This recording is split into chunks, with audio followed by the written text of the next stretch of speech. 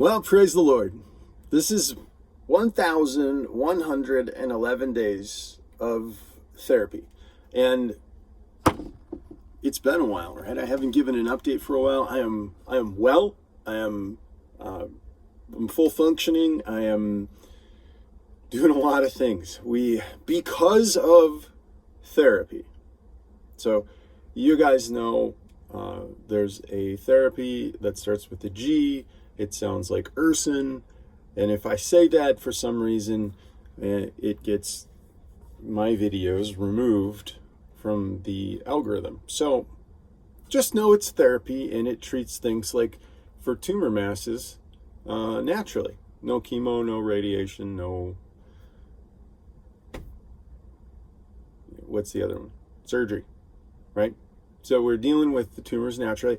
1,111 days. I just had my 7th MRI, and the results came back with the deeper 5 tumors that are in here, deep between my jaw and my skull. They are and have not changed for over 1 year. Over 365 days, no change in the smaller tumors. Now, the larger tumors, it's obvious, right? If you go back to the very first videos, these are bigger than they were back when I started. So here's one, here's two. You can see that guy pushes out a little bit.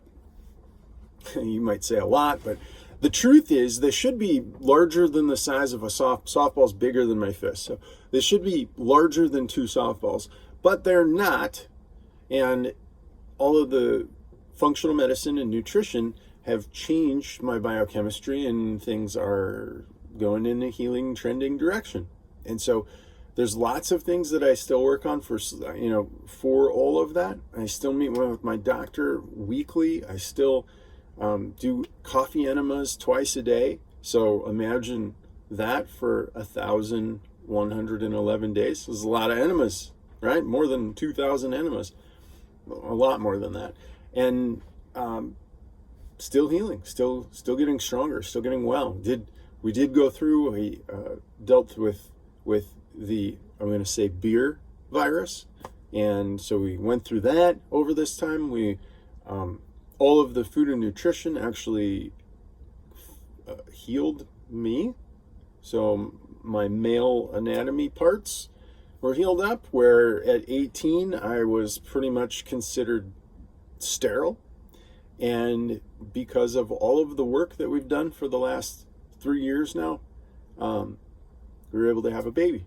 And so I know that was a huge problem for me. I can go into detail. If you ask me questions about it, I can go into detail about that. But all of that, suffice to say, the saunas and the enemas and the detoxing and the getting rid of chemicals like glyphosates and pesticides and herbicides and fungicides, right? All of that stuff all stored up in my body.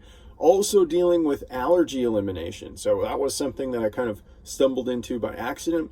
It turns out, you guys know, if you've watched my channel, I had this tooth removed because I had a root canal, and it's very well known, very well documented that root canals are like leaving a dead thing in your body. And we don't do that with anything else. Like if a toe had gangrene, you'd cut it off. But here we were leaving root canals in the human body and assuming that no problems would occur from that. Now, it turns out there are miles and miles of little, you're going to correct me, you dentists, there are little tubules within the teeth, within each tooth. Miles and miles of tubules in those teeth. Impossible to clean out when you do a flush for a root canal. And even if it's treated with ozone, it's just not possible. Like they still have problems. Any current doctor will tell you that it's problematic. So I had mine removed. But I also had mercury amalgam fillings, which I had removed and replaced with composites, white fillings. What I found out was there's a doctor out in Washington, D.C. His name is Dr. Gant. There are many books you can get on Amazon about Dr. Gant and him and his work with cancer. And he's a holistic doctor. He's a medical doctor with a very natural approach. And I would suggest learning about him. Great doc. Anyway, his team mentioned that there are mercury deposits that occur within the body, right? Mercury typically stored in fatty tissue. And even though I was chelating, I was taking things, binders that would help my body chelate that mercury out, also other heavy metals. I should show you guys my lab sometimes.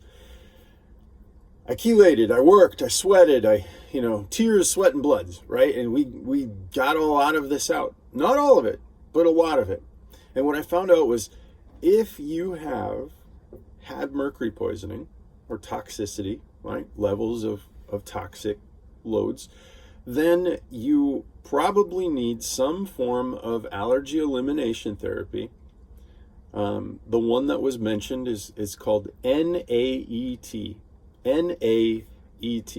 And there's a whole story behind that. I won't get into it. I'll just say NAET. You can look that up, do your research, dig into it.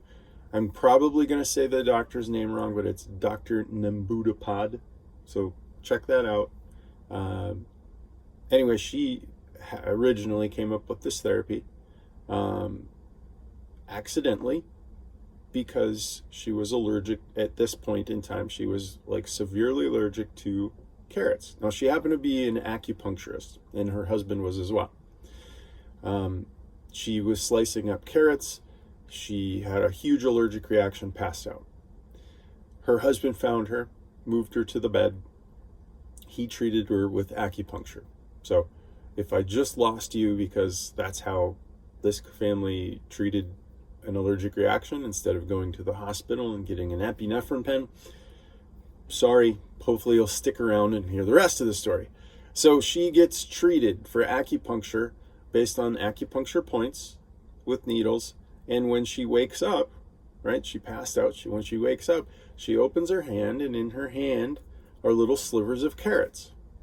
Now, what they discovered from that little incident was that because the carrots were in her hand when they did the allergy elimination therapy based on acupuncture, the acupuncture caused her body to go from sympathetic, right, which is like run, freak out because the bear is chasing you or an allergic reaction from the carrots, to a parasympathetic state where that's your rest, digest, right, relax state.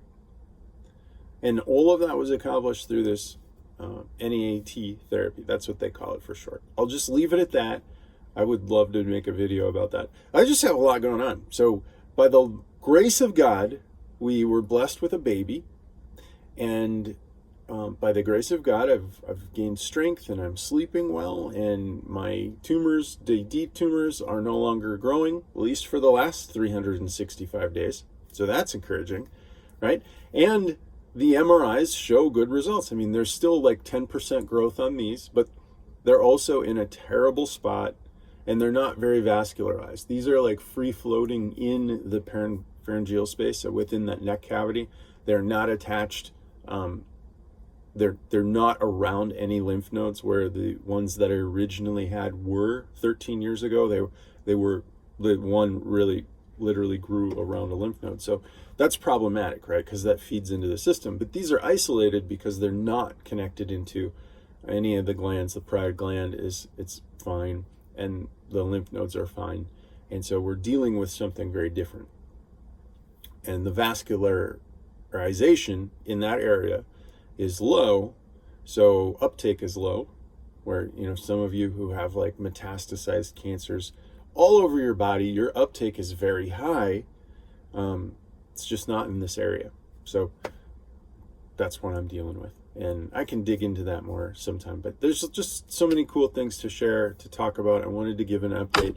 Again, made it 1,111 days in therapy, and I'm not dead yet. In fact, I'm gaining on health, and I'm quite excited to share with you that that's happening. So I hope this finds you all well. I pray for you. Even though I haven't made an update for a long time, I'm in grad school. I mean, graduate school to become a doctor or a doctor of chiropractic, and really focused on functional medicine, really desiring to help others with that. So if you ever left me a comment, you know, I try and respond to those and follow up. And I just wish you all well. I'm praying for you. And if you have comments or questions, please put them in the description box below. Reply, make a comment, and I would be delighted to try and give you some guidance in this survival process of building up your own immunity. How about that? We'll see if we get this video removed. I wish you all well. Thanks.